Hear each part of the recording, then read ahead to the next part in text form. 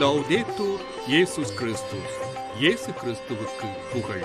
தமிழ் கூறும் நல்லுலகில் வாழும் அனைத்து அன்புள்ளங்களுக்கும் வத்திக்கான் வானொலியின் வணக்கம். இறைவன் உங்கள் உள்ளத்தையும் இல்லத்தையும் தன் அன்பாலும் அருளாலும் அமைதியாலும் இன்றும் என்றும் நிரப்புவாராக.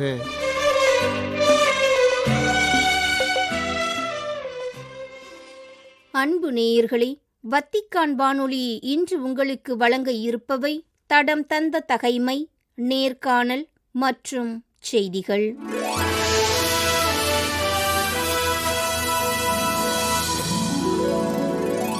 தடம் தந்த தகைமை. ஓபேது வீட்டில் கடவுளின் பேழை.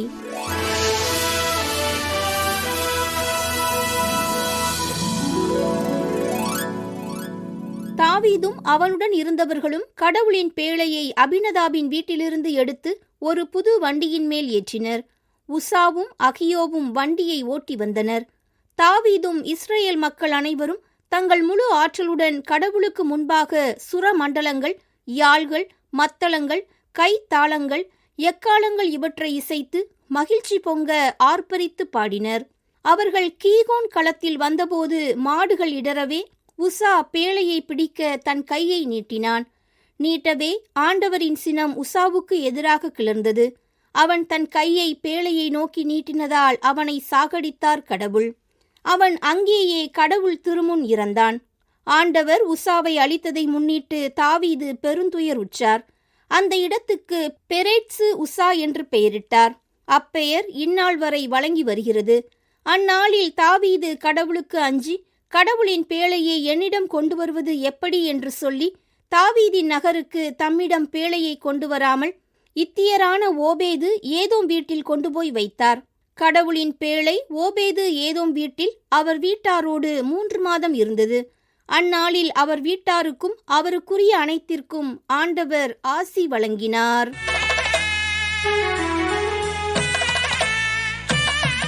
நேர்காணல். இயேசுவின் பாடுகளை எடுத்துரைக்கும் பாஸ்கா விழா.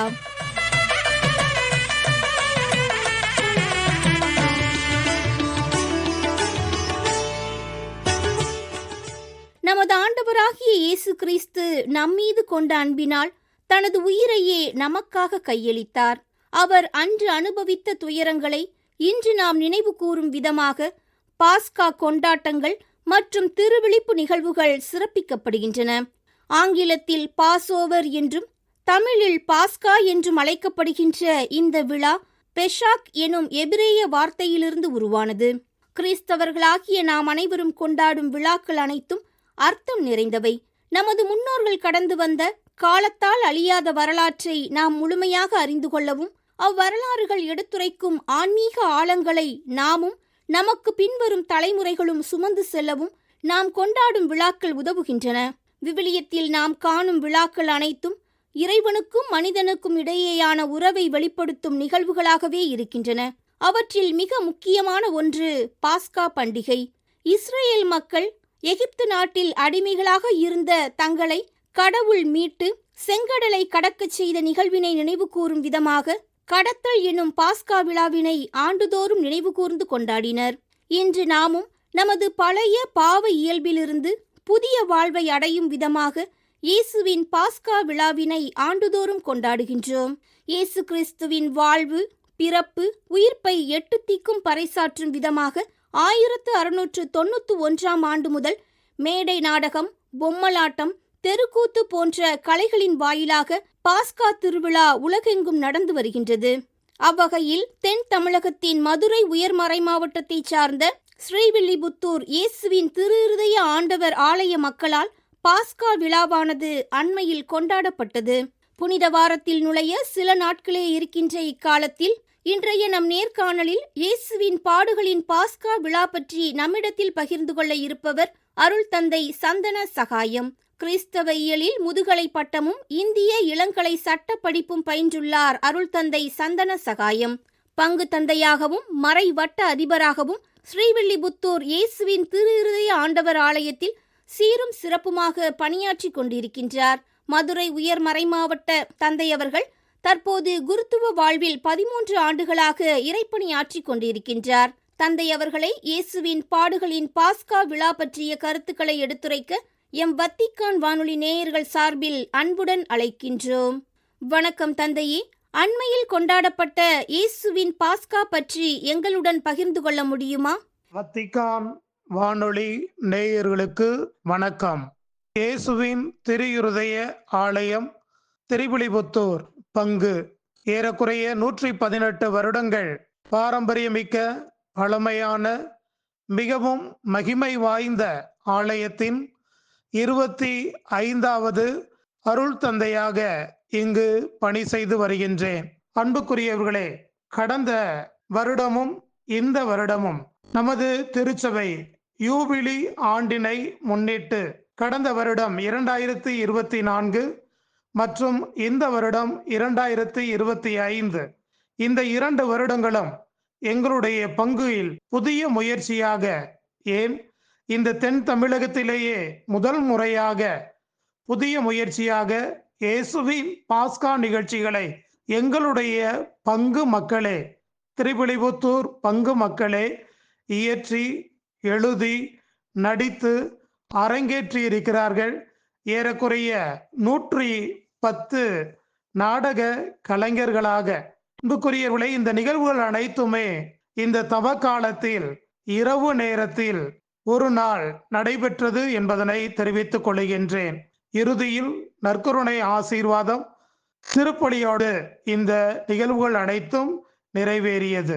அன்புக்குரியவர்களே, இந்த பாஸ்கா நிகழ்ச்சி கிறிஸ்துவ ஆலயத்தின் கத்தோலிக்க கிறிஸ்துவத்தின் முக்கிய ஆராதனை நிகழ்வு என்பதனை தெரிவிக்கின்றேன். நாம் உணர்ந்து கொள்ளவும் வேண்டும். இயேசுவின் உயிர்ப்பை நினைவு கூர்வதற்காக 40 நாள் துக்க தயாரிப்புடன் பாஸ்கா இரவில் தொடங்கி ஞாயிறு வரை கொண்டாடப்படுகிறது. பழைய ஏற்பாட்டில் பார்க்கின்ற போது 2வது அரசராகமம் புத்தகம் 23வது அதிகாரம் 21வது வசனத்தில், பிறகு அரசர் மக்கள் எல்லாரையும் பார்த்து, இவ்வுடன்படிக்கை நூலில் எழுதப்பட்டுள்ளது போல் உங்கள் கடவுளாகிய ஆண்டவருக்கு பாஸ்கா கொண்டாடுங்கள் என்று நம் கடவுளாகிய ஆண்டவருக்கு நன்றி சொல்லும் விதமாக இது ஒரு முக்கியமாக கருதப்படுகிறது, கொண்டாடப்படுகின்றது என்பதனையும் உடன்படிக்கை நூலில் எழுதப்பட்டுள்ளது என்னும்போது இது சட்டமாக இருந்துள்ளது என்பதனை நாம் புரிந்து கொள்ள முடிகிறது. ஆம் அன்புக்குரியவர்களே, மேலும் பார்க்கின்ற போது புதிய ஏற்பாட்டில் யோவான் நற்செய்தி 11வது அதிகாரம் 55வது வசனத்தில் யூதர்களிடையே பாஸ்கா விழா அண்மையில் நிகழ இருந்தது. விழாவிற்கு முன் தங்கள் தூய்மை சடங்கை நிறைவேற்ற பலர் நாட்டுப்புறங்களிலிருந்து எருசலேமுக்கு சென்றனர். சட்டங்கள் என்பது இறை கடமை என்பதாகும்.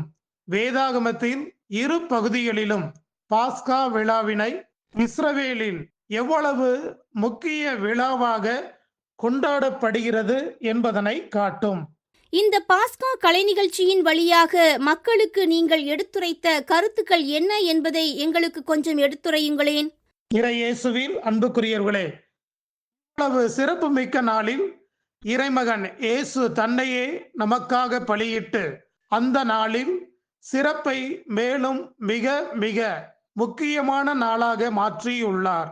இது கடந்து போகும் விழா அல்ல, கடவுளுக்காக நாம் எடுக்கும், கடவுளுக்கு பிடித்த விழா என்பதால் ஏறக்குறைய 118 வருடங்களை கடந்த இயேசுவின் திருயிருதய ஆண்டவர் ஆலயத்தில் 40 நாட்கள் மாலையிடுதல், பாத யாத்திரை, 3 நாட்கள் தவக்கால நற்செய்தி பெருவிழா, பாஸ்காவின் ஒளி காட்சி, சிறப்பு சிலுவை பாதை வழிபாடு, ஒவ்வொரு வெள்ளிக்கிழமைகளிலும் ஆண்டவருடைய பாடுகளை தியானித்தும் இருதய மகிமை குணமளிக்கும் வழிபாடை நடத்தி இருக்கிறோம்.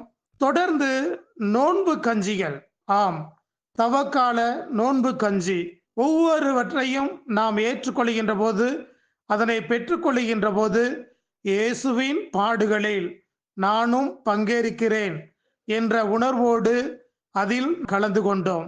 இவ்வாறாக ஒவ்வொரு ஞாயிற்றுக்கிழமைகளிலும் சிறப்பு பிரார்த்தனைகள், பாஸ்கா விழாவின் 4 நாள் கொண்டாட்டங்கள் என்று திட்டமிட்டு இறை வழிபாட்டோடு ஒவ்வொரு இறை மக்களும் பங்கு பெற்றோம்.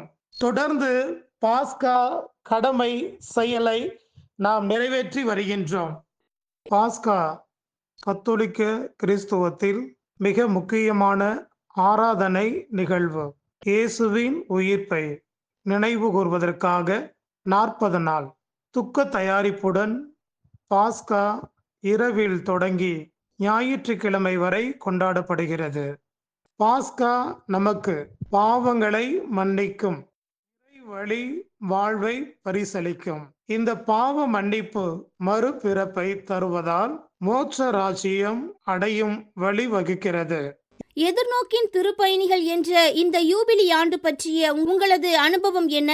மக்களிடம் நீங்கள் காணும் மாற்றங்கள் என்ன என்பது பற்றி எங்களுக்கு கொஞ்சம் கூறுங்களேன். ஆம் அன்புக்குரியவர்களே, இந்த பாஸ்கா நிகழ்ச்சியின் வழியாக நாம் தெரிந்து கொள்ள வேண்டியது என்னவென்றால், சிறப்பாக இந்த யூபிலி வருடத்தில் எதிர்நோக்கி இருக்க வேண்டும்.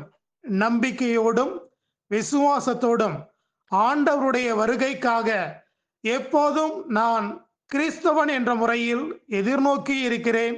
கடவுளுக்காக நான் வாழுகிறேன், கடவுள் என்னோடு இருக்கிறார் என்ற நம்பிக்கை நம்மில் வளர வேண்டும் என்பதற்காகத்தான் இந்த பாஸ்கா நிகழ்ச்சியை நாம் கடந்த வருடமும் இந்த வருடமும் நம்முடைய பங்கில் அரங்கேற்றி இருக்கின்றோம்.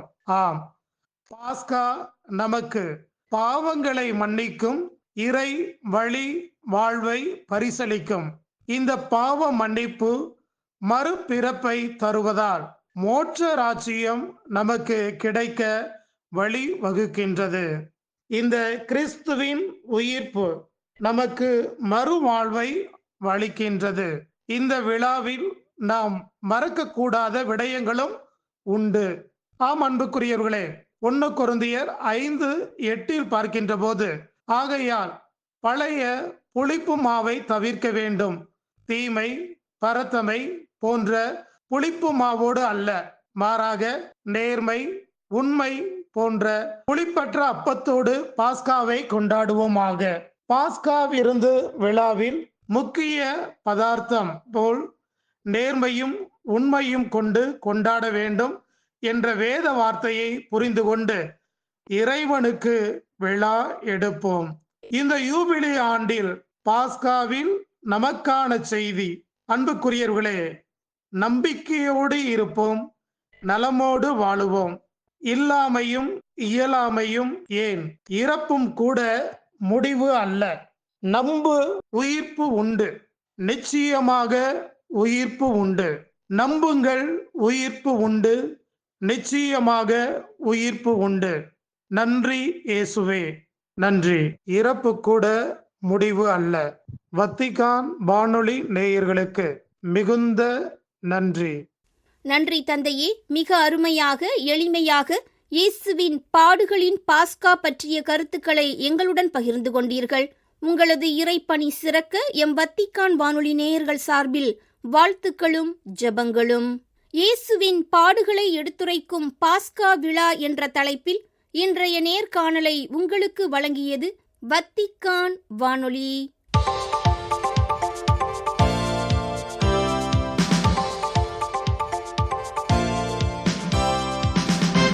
செய்திகள். மருத்துவமனையில் சிகிச்சை பெற்றபின் வத்திக்கானின் சாந்தா மார்த்தா இல்லத்தில் ஓய்வெடுத்து வரும் திருத்தந்தை பிரான்சிஸ் அவர்கள் ஏப்ரல் 10 வியாழக்கிழமை அன்று புனித பேதுரு பெருங்கோவில் சென்று அங்குள்ள புனித 10ஆம் பயஸ் கல்லறையின் முன் சிறிது நேரம் ஜெபித்தார். கடந்த ஞாயிறன்று ஏறக்குறைய 20,000 மக்கள் கூடியிருந்த புனித பேதுரு பெருங்கோயில் வளாகத்திற்கு வந்து விசுவாசிகளை வாழ்த்திய திருத்தந்தை பிரான்சிஸ் அவர்கள் தற்போது வியாழனன்று பெருங்கோவிலுக்குள் நுழைந்து திருத்தந்தை புனித 10ஆம் பயஸ் அவர்களின் கல்லறை முன் சிறிது நேரம் ஜெபித்தார். புனித திருத்தந்தை 10ஆம் பயசுடன் தன் ஆன்மீக பிணைப்பை எப்போதும் வெளிப்படுத்தி வரும் திருத்தந்தை பிரான்சிஸ் அவர்கள் கடந்த ஞாயிறன்று புனித 10ஆம் பயசின் கல்லறையை தரிசித்தது போல் வியாழனன்றும் தரிசித்து கல்லறை முன் சிறிது நேரம் ஜெபித்தார். சிறிது நேரமே அங்கிருந்தாலும் திருத்தந்தையின் வருகை குறித்து அறிந்த திருப்பயணிகள் மற்றும் பெருங்கோவிலினுள் சீரமைப்பு பணிகளில் ஈடுபட்டிருந்த பணியாளர்கள் என பலர் திருத்தந்தைக்கு அருகில் வந்திருந்து அவரை வாழ்த்தினர். குழந்தைகளும் அவரின் அருகில் வந்திருந்து அவரின் ஆசீர் பெற்று சென்றனர். மதங்களின் அமைதியான இணக்க வாழ்வுக்கு செனகல் நாடு ஒரு சிறந்த எடுத்துக்காட்டு என செனகல் தலைநகர் டாக்காரின் ஷேக் ஆந்தா தியோப் பல்கலைக்கழகம் மத இணக்க வாழ்வு குறித்து ஏற்பாடு செய்திருந்த கருத்தரங்கிற்கு செய்தி ஒன்றை அனுப்பியுள்ளார். பிற நாடுகளுடன் உறவுகளுக்கான திருப்பிடச் செயலர் பேராயர் பால் ரிச்சர்ட் கேலகர். மதங்களுக்கிடையான உறவுகளின் மேலாண்மை என்ற தலைப்பில் பல்கலைக்கழகத்தால் ஏற்பாடு செய்த கூட்டத்தில் கலந்து கொள்ள இறுதி நேரத்தில் இயலாத நிலையில் செய்தி ஒன்றை அனுப்பியுள்ள பேராயர் கேலகர் அவர்கள் மத இணக்க வாழ்வுக்கு செனகல் நாடு நல்லதொரு எடுத்துக்காட்டு என அதில் புகழ்ந்துள்ளார். அமைதியை கட்டி எழுப்புவதிலும் முரண்பாடுகளில் நடுநிலையாளராக செயல்படுவதிலும் கல்வி மற்றும் ஆன்மீக கட்டமைப்பு வழி மதங்களின் பங்கு என்பதை ஆராயும் நோக்கில் இடம்பெற்ற இக்கருத்தரங்கில் செனகல் நாட்டிற்கான திருப்பிட தூதுவர் பேராயர் வால்தேமார் ஜோமர்தாக் அவர்களும் பங்கு பெற்றார். ஒரே குடும்பத்தில் இஸ்லாமியர், கத்தோலிக்கர், பிரிந்த கிறிஸ்துவ சபையினர், பாரம்பரிய மதத்தினர் என உறுப்பினர்கள் ஒன்றிணைந்து வாழ்வது மதங்களிடையே பேச்சுவார்த்தைகளை ஊக்குவிப்பதாக உள்ளது என்பது மட்டுமல்ல, அது தொடர்ந்து பாதுகாக்கப்பட வேண்டியது என இக்கருத்தரங்கிற்கான செய்தியில் கூறியுள்ளார் பேராயர் கேலகர். உலகின் பல்வேறு பகுதிகளில் குழந்தை இறப்புகளின் எண்ணிக்கை மிக அதிகமாக இருப்பதாக ஐநாவின் மக்கள் தொகை மற்றும் வளர்ச்சி குறித்த 58வது கூட்டத்தில் திருப்பிடத்தின் ஆழ்ந்த கவலையை வெளியிட்டார் பேராயர் கப்ரியேலே காச்சா. ஐநா நிறுவனத்திற்கான திருப்பிடத்தின் நிரந்தர பார்வையாளராக செயல்படும் பேராயர் காச்சா அவர்கள் தடுக்கப்படக்கூடிய வழிகள் இருப்பினும் பெரும் எண்ணிக்கையில் குழந்தை இறப்புகள் இடம்பெற்று வருவது கவலை தருவதாக உள்ளது என ஐநா கூட்டத்தில் எடுத்துரைத்தார். அனைத்து வயதினருக்கும் நல ஆதரவு பணிகள் வழங்கப்பட்டு அவர்கள் நல் சுகத்துடன் வாழ உறுதி வழங்க வேண்டிய கடமையை வலியுறுத்திய பேராயர் காச்சா அவர்கள் அண்மை காலங்களில் நல ஆதரவில் நல்ல முன்னேற்றம் காணப்பட்டு வருகின்ற போதிலும் சில பகுதிகளில் நல ஆதரவு சவால்கள் இன்னும் தொடர்ந்து கொண்டிருக்கின்றன என தெரிவித்தார். இவ்வாண்டு மே மாதத்தில் பிலிப்பீன்ஸில் இடம்பெறவிருக்கும் இடைக்கால தேர்தலில் பகைமை விரோத பேச்சுக்களையும் பொய்ச் செய்திகளையும் கைவிட்டு அனைவரும் முன்மதியுடனும் விவேகத்துடனும் செயல்பட வேண்டும் என அழைப்பு விடுத்துள்ளனர் அந்நாட்டு ஆயர்கள். சட்டமன்றத்திற்கும் தல அவைகளுக்கும் என 18,000 பேர் போட்டியிடும் மே 12 தேர்தல் குறித்து மக்களுக்கு வழிகாட்டல்கள் வழங்கியுள்ள தல திரு அவை ஏறக்குறைய 7 கோடி பிலிப்பினோ மக்கள் பங்குபெறும் இந்த தேர்தலில் விவேகமுடன் தலைவர்கள் தேர்ந்தெடுக்கப்பட வேண்டியது அவசியம் என அழைப்பு விடுத்துள்ளது. போதைப்பொருள் அடிமைத்தனத்திலிருந்து விடுபடும் திட்டங்களுடன் பயிற்சி வகுப்புகளையும் சிகிச்சை முறைகளையும் தலைநகர் டாக்காவின் மத்திய சிறையில் செயல்படுத்த கத்தோலிக்க உதவி மையத்திற்கு அனுமதி வழங்கியுள்ளது பங்களாதேஷ் அரசு. போதை பழக்கத்திற்கு அடிமையானவர்களை அப்பழக்கத்திலிருந்து விடுவிக்கும் நோக்கத்துடன் பங்களாதேஷ் நாட்டில் பணியாற்றி வரும் கத்தோலிக்க திரு அவையின் போதைப்பொருள் தடுப்பு மையம் தற்போது அரசின் அனுமதியுடன் பங்களாதேஷின் கெரானிகாஞ்ச் மத்திய சிறையில் உள்ள சிறை கைதிகளுக்கு பயிற்சி வகுப்புகளை துவக்க உள்ளது. போதைப் பொருளுக்கு அடிமையான சிறை கைதிகளிடையே பணியாற்ற அரசின் அனுமதி கேட்டு பல ஆண்டுகள் முயற்சித்த பின் இவ்வார துவக்கத்தில்தான் இந்த அனுமதியை வழங்கியுள்ளது பங்களாதேஷின் உள்துறை அமைச்சகம். பங்களாதேஷின் 17 கோடிக்கும் மேற்பட்ட மக்கள் தொகையில் 80 லட்சம் பேர் போதைப் பொருளுக்கு அடிமையானவர்கள் என தகவல் தொடர்பு நிறுவனங்கள் தெரிவிக்கின்றன. இத்துடன் வத்திக்கான் வானொலியின் தமிழ் ஒலிபரப்பு நிறைவு பெறுகின்றது. நன்றி, வணக்கம்.